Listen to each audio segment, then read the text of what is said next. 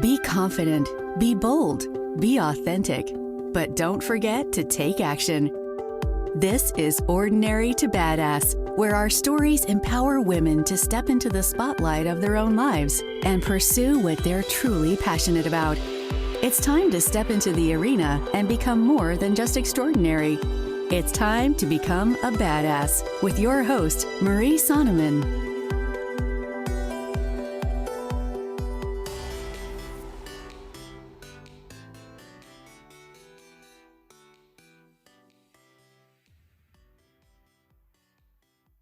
Welcome to Ordinary to Badass, episode number 60. In this episode, we will be talking to Emily Rose.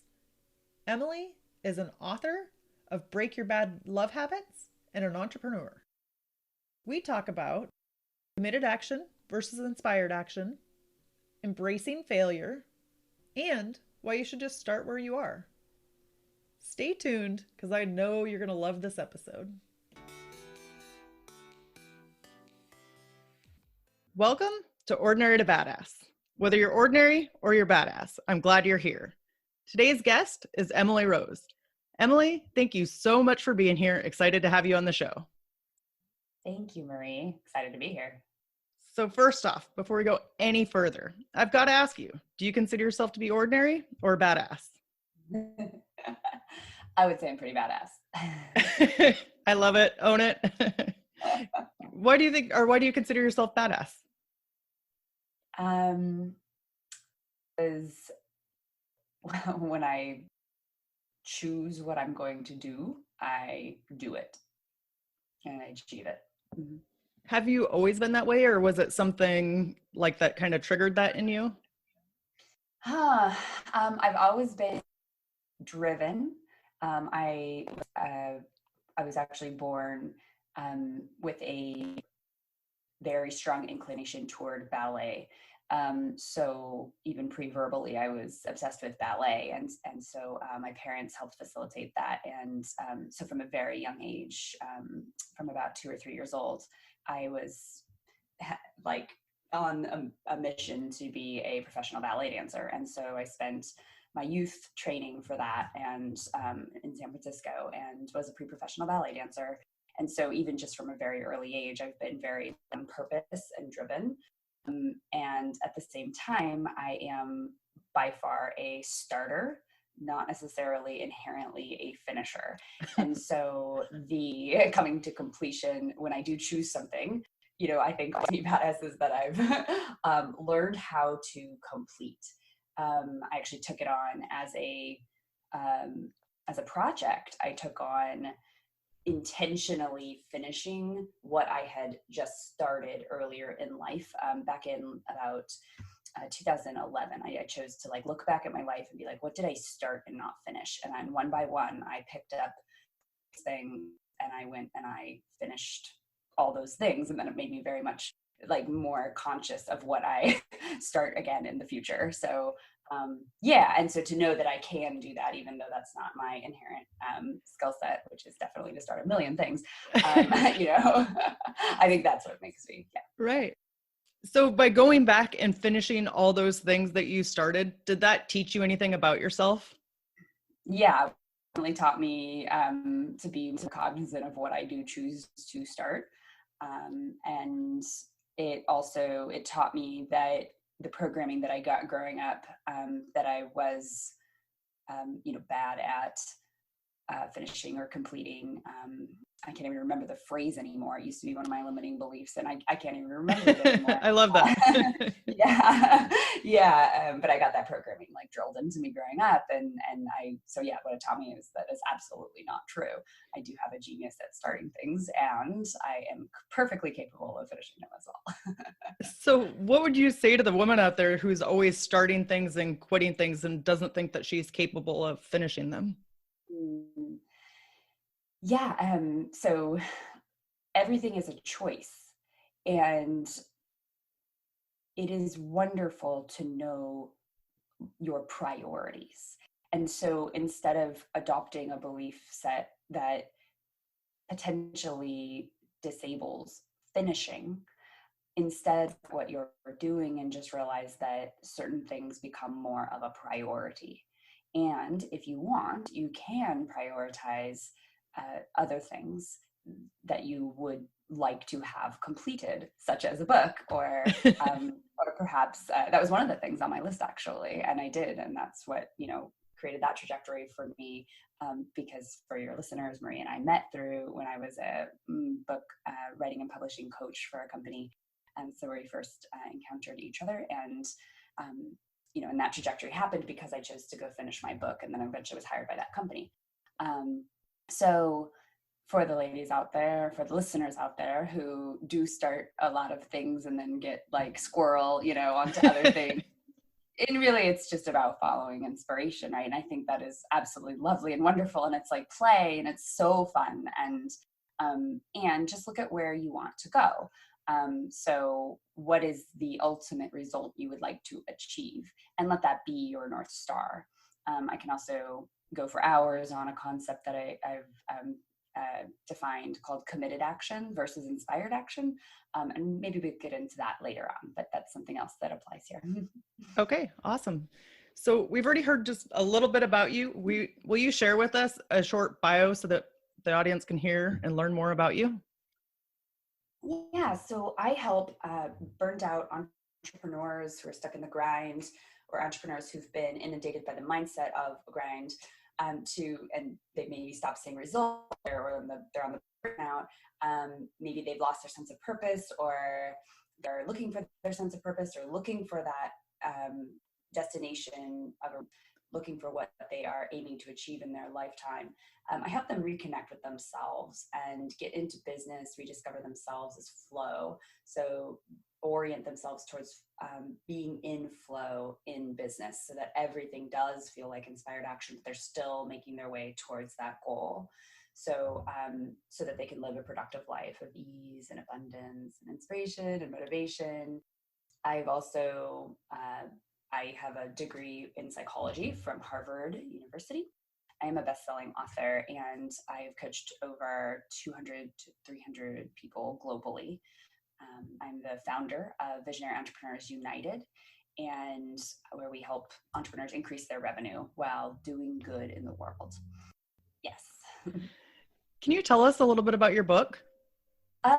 So my book is Break Your Bad Love Habits. And I started off my coaching journey as a relationship coach. So I developed my first relationship coaching program as a 5-month program. And then that was basically ended up being the outline for my book, which is a 5-step process.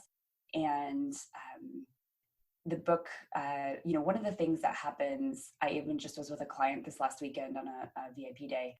And it was happening with her. One of the things that happens with entrepreneurs who are multi-talented and multi-interest people, I think there's a term for that. What is it? It's like I can't remember the term, but anyway, people who really like doing and trying a lot of things, feel a lot of inspiration for variety, novelty, and then eventually the novelty wears off, and so then they want to go try to start something else. Right. So one of the things that can happen as sort of a thought set that will stop someone from taking action towards a desired result is that they don't want to. They're thinking it's actually the same reason like people stop maybe finish it. They don't go to finish their book. Maybe they don't go and really launch their business. It's because they don't want to they're multifaceted individuals, and they don't want to be pigeonholed into one topic. And so that was what my thought was around the book, and why I hadn't finished or launched the book completely, because it was a relationship book. And I knew that I wasn't just a relationship coach, and I didn't want to be seen as just a relationship coach. And I was like, well, then I shouldn't publish this book, because then as I grow, that's what I'm going to grow from. And really that fear of like not capturing the whole essence of who you are, whether it's in your book topic or in your business, really stops a lot of people from launching, whether that's business or book or anything else.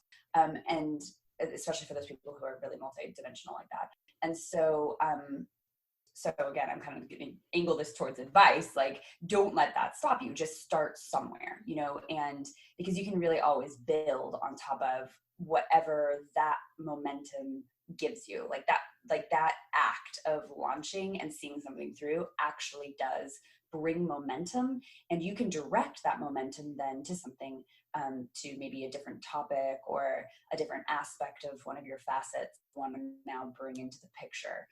But just one, start somewhere, and two, start where you are, like with what you are equipped to start with. So for me, my book, Break Your Bad Love Habits, I was most equipped to be a relationship coach when I started coaching. I had already been studying romantic relationships for 10 years informally as well through Harvard. But ultimately, like relationship coaching is like a small aspect of what I do. And yet it is also actually a large aspect of what I do. When people come to me for business coaching now, it's almost the first thing that we start with is what's up with their relationships, not even intentionally. I don't even bring that up. It's most people, relationships are such an impact the whole human. And at Visionary Entrepreneurs United and at Emily Rose Coaching, we work with the whole human as an entrepreneur. And so it's really informed a lot of what we do in our coaching, even though it's just a component of it. 'Cause of course, we do business strategy and money mindset and things like that as well. So so I don't know. I think it's so interesting how sometimes you do things along the way and you're taking steps and you don't necessarily see the bigger picture. Like you just know, oh, I feel like I'm relationship coaching right now. And you just take that first step, even if that's not the whole piece of the pie or the whole pie per se. But I think it's funny how it kind of fits together in the end, or when you're looking back on it, it's like, oh, it makes sense now. Totally. Totally. So do you think that for the multi-passionate person, do you think that part of that trouble getting started is due to fear? Just fear of taking action or fear of doing the wrong thing? Yeah, I mean, it could be, there's going to be something, kind of a different angle on it for everyone.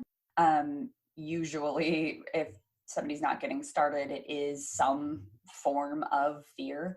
But that fear could be like a number of things. In my company, we do work with those, we call them limiting beliefs. Fears. I actually am a shadow worker. So I work with the shadow, which is those limiting beliefs and those fears.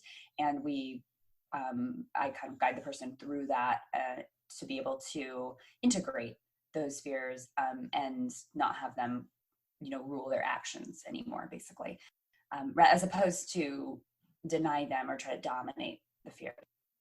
So I've never heard that phrase before, shadow worker. Can you explain that a little bit? Yeah. So in every human has both the light side of themselves and the shadow side of themselves. So the light side of ourselves is what we show on Facebook. It's what we are proud of, what we have in our bios, what we are kind of known as by others. And yet we also, every person has a shadow part of themselves as well, which is some version of the unseen or the unaccepted. So the unseen part of the self can show up in when we are critical of others or judgmental of others. So we may be judging someone or angry at someone or critical of someone because in fact we inherently have that mindset or that quality that's invisible to us currently. And so it's triggering us, but we haven't identified the fact that that's actually ours, not theirs. And that's something then that would live in the shadow.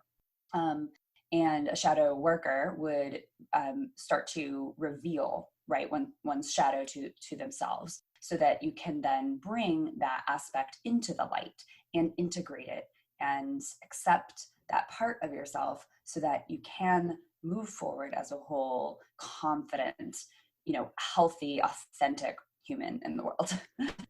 Yeah, that makes sense, because you can't fix something or you can't change something if you don't know that it's an issue or if you don't realize it's there and it's holding you back. So thank you for explaining that. Yeah, absolutely. So let's talk a little bit about your wins. Can you share with us something that you're most proud of accomplishing? I love that a number of things come to mind. I'm really proud of I'm really proud of my romantic relationship. I'm really proud of what I've done there as far as, I wrote Break Your Bad Love Habits because I was raised with the tumultuous, my parents like got divorced and back together multiple times and just didn't have good modeling when it came to what a romantic relationship should be. And at the same time, I've always been really into psychology. So even as a kid, I was sort of like taking note of what not to do. And that's why I had studied informally romantic relationships for a decade, literally like in books and things like that. By the time I was going to start my coaching business in like 2011 or 12 and 12. And so having broken those habits and patterns for myself and a relationship that I have today with my partner, that is that's a huge win for me that I'm very proud of. I'm also very proud of going back to school as an adult and getting into Harvard and finishing school as an adult through Harvard, and getting and then also kind of what I did with that. I graduated at the top of my class, and so I feel very proud of that. That's awesome. Yeah, it feels really good. It was really a fun experience. And I'm really proud of where I've gotten my business to, specifically my team. I'm really proud of having the team that I have. It's the people that I do create with and grow my company with. I couldn't be more proud of who I've brought into my world, and also with my clients and community. I don't know if proud is the right word, humbled, honored by the people that surround me in life at the moment. And, what I've created for myself as far as people. So let's talk about your business and how you've grown that and gotten the team of people around you. What is something that most people don't know about what it took to accomplish that? So I use the word humble. That is not also something that, there's these Strengths Finders profile. Like humility was actually at the bottom for me, which is hilarious to me. And totally get it. It's, as unfortunate as that is, that was something that, I just had to get smacked down like so many times, right? So some of the things that it took to get there, one of them was getting smacked down over and over. And I get smacked down all the time.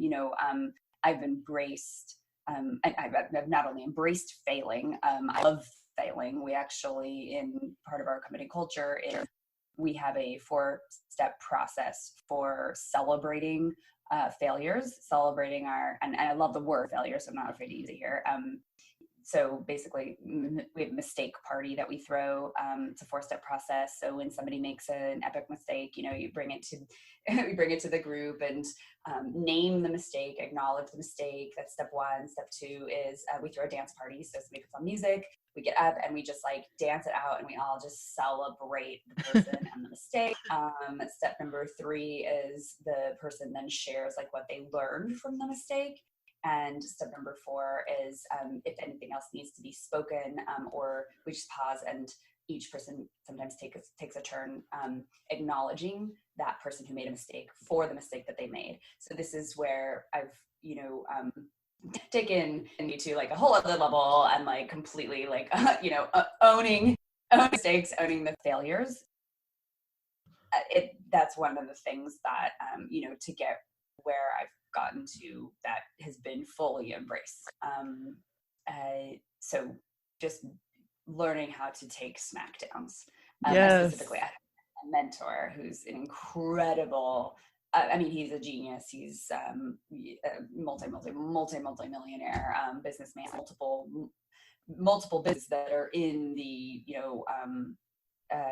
however many digits, hundreds of millions is, and he's my member. I'm in his a year-long mastermind program with him, and every quarter, I walk away with my tail between my legs. I go and I iterate on what I'm doing. So I'm talking like severe smackdowns, right? That reshape my direction but talk about like blind spots being revealed, and so just, I know it sounds extreme, but that is what it's taken. It's one of the main things that's given me as much as I've been on a fast growth, I've kind of growth spurt. I've been in business for, I guess, 8 years now. And it's only been in the last year, a little less than a year, that this kind of growth spurt has happened, that's brought the team together, created these, 5-figure launches that we've been doing this year multiple times. And it's because of that, I would say, like primarily that and my education that I've been getting. Yeah. So I love so much of what you had to say there. What I think is really important for the O2Bers is embrace failure. Have a freaking dance party over your failure, learn something from it. And then how can you pivot and move on? So I think that is a huge takeaway that we can all implement in our own life. It doesn't have to be in business. If you fail when you're trying to do something at home as a mom, as a spouse, you can learn from it and move on. So I love that. Emily, can you tell us a little bit about because you talked about being in a mastermind, how has having like a mentor helped you or changed you? Yes. So I would say, first of all, like if anybody's looking for more mentorship or coaching, like choose your person wisely. And for me, I there have only ever been a few people that I would want in that position in my life, which was probably to my own detriment, having been so kind of selective, over the years. Like I probably would have gotten further faster if I had been more open to mentorship earlier. But I definitely, strong-headed Emily, lack of humility Emily, was going to figure it out her way and do it her way. And I still do a lot of things my way, and that's so many mistake parties. But it's also what makes the work that we're doing and the community that we're building and the culture that we're building so unique, because I really am kind of a stand for us doing things differently, even within like what we're teaching and how we're executing. So for me, it's made it's having a mentor. This specific mentor has allowed me to scale my company and create the consistency and the stability that has been so elusive for the past 8 years. Yeah. I think that having a mentor, having somebody, it could be so helpful. I'm a lot like you. Like I just want to take the bull by the horns and do it myself and figure it out. But when we can't do everything on our own. You have to listen to somebody else sometimes who's been through it. And I've found that that's so helpful as well. Let's pivot a little bit and talk about your struggles. Tell us about a time where you gave up, but now you wish you wouldn't have. Okay, so that's a really tough one for me because I intentionally, very specifically live my life in a way that I do not have regrets. Mm-hmm. And so that phrasing, like now that I wish I wouldn't have, I was like, oh gosh, is there anything, right? But there is one thing I can identify specifically around business, and that is, it's along the same lines of what we're talking about actually, which is quite revealing even for me in this moment. And that is the very first mentor. He wasn't directly a mentor. I was learning from him and his company, but not from him directly, more so through his programs, and more like group coaching kind of stuff. What he was teaching about how to build, like very basic stuff, but it was like how to build your offer, your program, how to sell, things like that. I guess, it's sort of like, maybe I don't know if I don't trust authority. I mean, that's definitely part of it. But I or maybe even respect, like don't respect authority. I think that's part of what had been ingrained in me. And thus I did what he said, but I did it begrudgingly. And I did do really well with the lessons that he taught, but I didn't, I gave up when I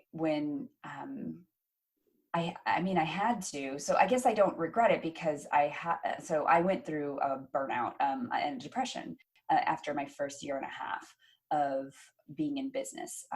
After working with this company and like really going full out for 12 to 14 hour days in front of my computer for like a year and a half when I first started my business, first from a place of inspiration and then from a place of like kind of that begrudging feeling.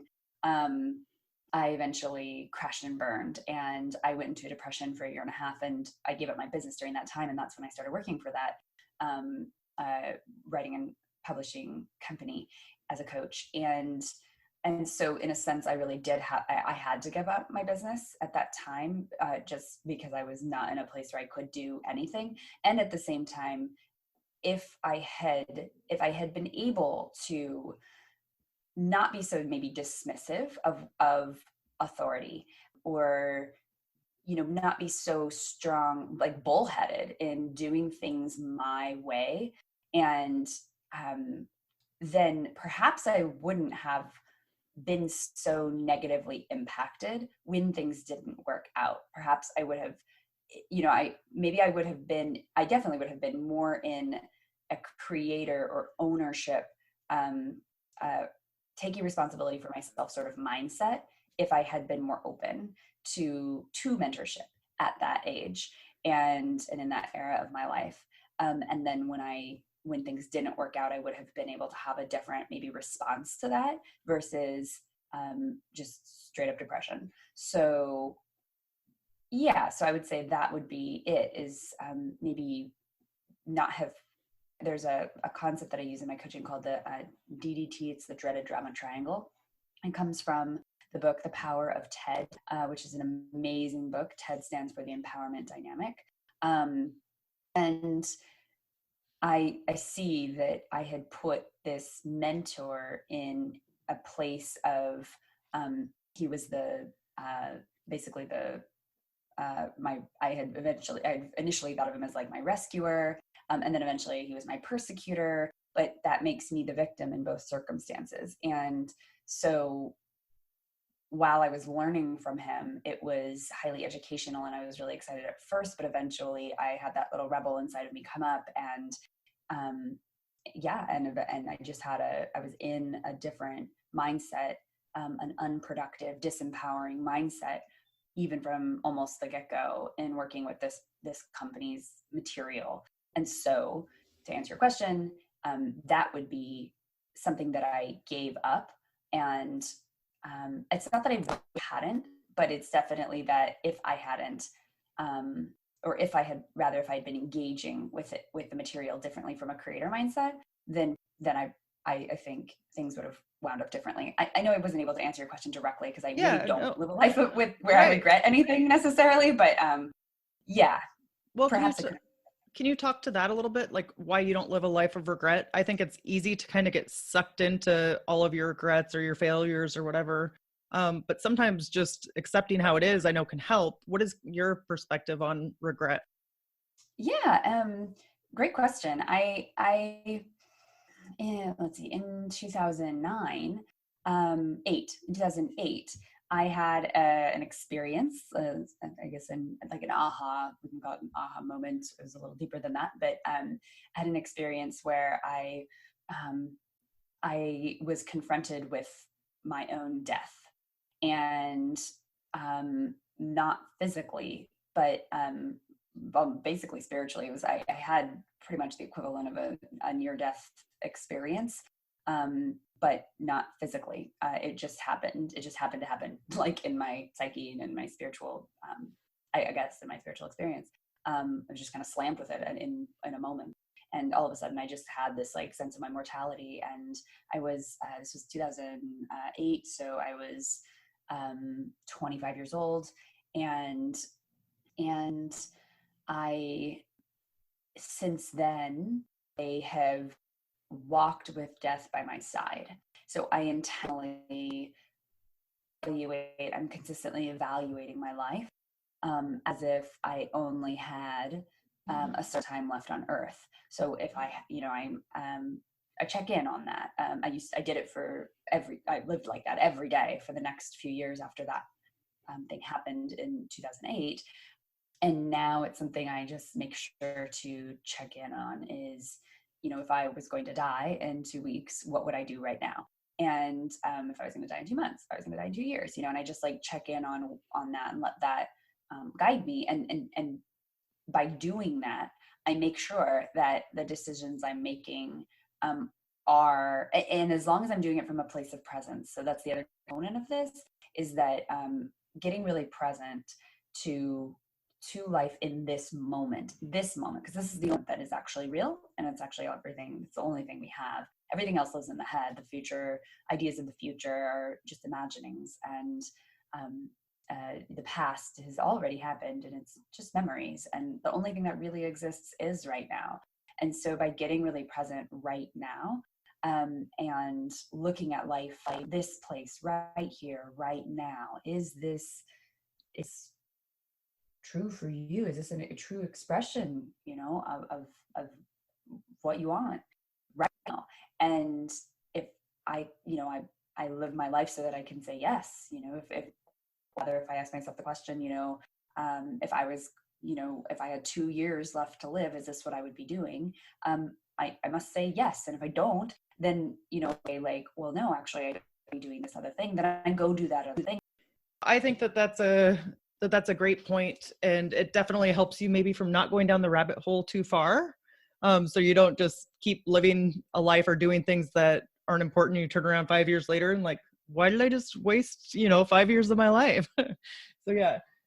What is something you've had to overcome to get to where you are now? So something of, whether we're looking at it as hardship or something that I've had to overcome, I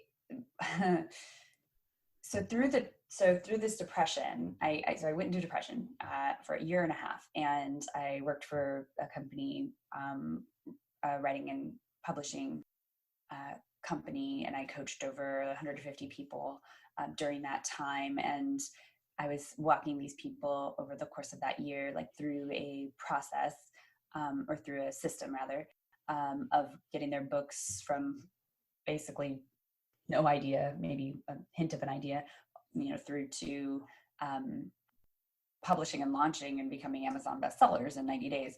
And granted, only a percentage of those 150 people actually made it through all the way to those last steps. But through that process of coaching people through this system, I realized eventually, like, it was really great at first, a lot of education, really fun. But eventually I realized that I am not just an accountability coach. I'm not built to just run people through systems. I am a process coach. I'm meant to go deep dive with people and help them really have transformation and breakthrough. And so I knew at that time that I wanted to get back into coaching. And I knew, I'd let my business go for a year and a half during that depression. And so I knew that if I was going to get back into business for myself, I knew that I wasn't going to be able to do things the same way that I was doing them before, which was basically like hustling and grinding and, working, just, everything that leads to burnout. And so I knew that I was going to have to figure out another way of being in business. And when I went back into business, I made 6 figures that first year as a coach. And the way that I did that was by refusing actually to do anything other than what felt really good. And so basically the thing that I learned how to overcome was, there's a few elements of it. We could name it the grind. We could name it operating from a place of fight flight. So or we could call it letting my life be guided by the shoulds. So all of that is what I overcame to be able to do what I've done. It's also obviously what I teach on now. So what happens when a body is grinding it out all day or operating from a place of the shoulds is that the sympathetic nervous system is pretty consistently activated. The actions that one takes are often fueled by adrenaline, and eventually the adrenals, get really out of whack, and and this fight flight way of operating, it creates a lot of eventually anxiety, and ultimately then there is a crash and burn point. I have a whole a spectrum that shows the trajectory of burnout. And so I have a little map and people can identify where they are on that map so that they don't go all the way to the crash and burn point. Um, but to remedy that, to get to where I am now, I had to learn a different way of being in business. So I had to learn how to get rid of this grind mindset, this idea that there's never enough time, there's never enough money. I had to get out of the not enough paradigm, is what I call it. I had to get off of the path of push, and I embraced the path of pleasure. These are my terms that I use to talk about this stuff. And ultimately, that's what has, gotten me to where I am. So what's one thing that our listeners can do to avoid burnout? Just that is identify where in your days you're operating from the shoulds. Where are you operating from a place of obligatory action? And the very, very, very first step is to identify that and then literally stop doing those things. So just one by one, you identify it. And if you feel like, oh my gosh, this is such a should, I really, should send, like, do this Facebook Live or send these emails out, like, don't. And instead tune in to what you really want to do in the moment. What would feel like pleasure is the way I put it. I actually use that word very specifically because what happens is somebody might think that they're doing something that is something they want to do, but it's still just a distraction. So like it's like, oh, I just, pull up Facebook and I scroll, or like I go online, I take a break and I go online shopping, or, I do something like that. It's like, that's not actually pleasure, like embodied pleasure, right? It's more, that is still just a distraction. And so it still actually just lives in the same paradigm of, right, of the not enough or the should. So, so I use that word very intentionally. And so that's what the listeners here could do as an action step to avoid burnout. Yeah. I think that's so important. Like you said, we often think we should do something, or maybe you learned it from a parent, or just growing up, you learned it a certain way, but that doesn't mean you have to do it. This is your life, choose it or be intentional about it. So Emily, earlier you talked about committed action versus inspired action. Can you expand on that a little bit? Yes. And we definitely don't have enough time to talk about all the things that I love to like teach on and discuss here, but briefly, there are things that then you would need to do that in your days as a business owner, as a human, that maybe you do feel a should around and yet still need to be done. So one option is, well, not just one option. The very first step is to actually not do the thing and actually tune into what would feel like pleasure and then go do that thing instead. That's getting you back into, it's filling your cup. It's getting you back into a place where you actually have the fuel to do anything or something. Now, committed action is a different, and again, I don't have time to go into more detail about the differences with the shoulds and how you can really transform a should into inspired action.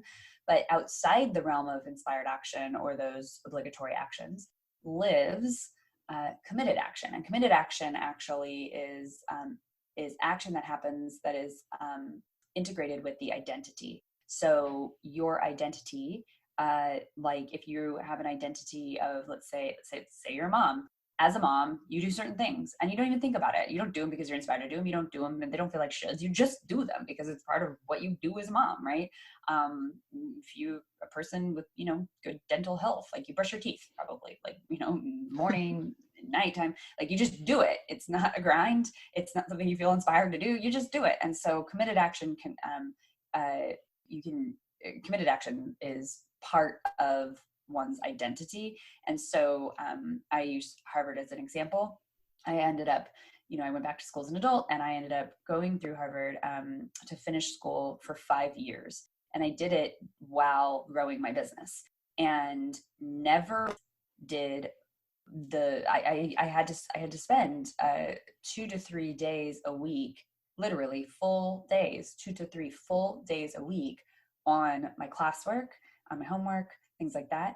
And for 5 years, and never once did it feel like a should or a grind. And often it also, after the initial, first week or so of classes, I was always inspired at the very beginning because I love starting new things like we talked about.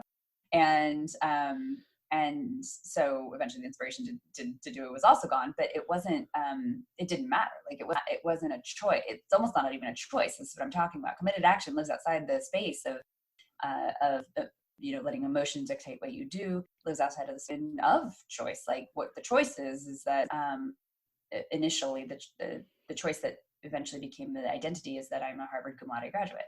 That I had that identity in place before I was even formally accepted into Harvard. And it wasn't something that it was just visioning. That's the thing, is like when talking about creating their future self or creating their best self, like there's a lot of visioning around that. And I love that. And yes, absolutely, you need the visioning element to be able to even identify who you want to be or what you want to do. And at the same time, if you're, it eventually has to, like the vision has to eventually get out of the realm of vision and as identity. Otherwise, it's something elusive. It's still sort of in the space of hope, even if you have hope towards it. It's only through creating a new identity for yourself that creating and then embodying so that you can then forget about it and just be it. That's where committed action stems from. Okay. Yeah. Thank you so much for explaining that. I appreciate it. Let's end with a tip to encourage women who are in the arena fighting for the life that they want. And then if you'll share how the audience can connect with you. To identify whether their thinking pattern is that life is happening to them, or are they happening to life? Which thinking pattern are they in? So my tip is to identify the thinking pattern and make sure you're in the thinking pattern that you are happening to life. I love that. So powerful.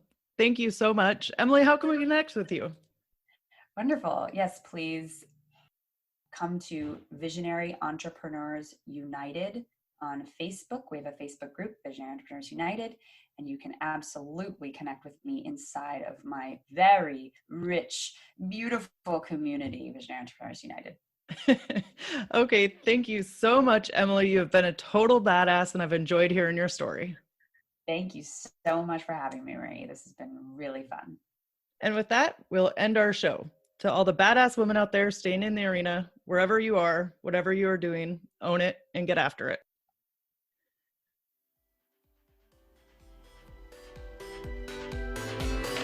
Now that you've listened to this episode of Ordinary to Badass, we want to hear from you. Go to our website, ordinarytobadass.com/podcast, and submit your own experience on how you took your life from ordinary to badass and get the chance to be on a future spotlight episode of the show. That's ordinarytobadass.com/podcast. While you're waiting for the next episode of the show, wipe off the sweat, dust off the dirt, and get back in the arena.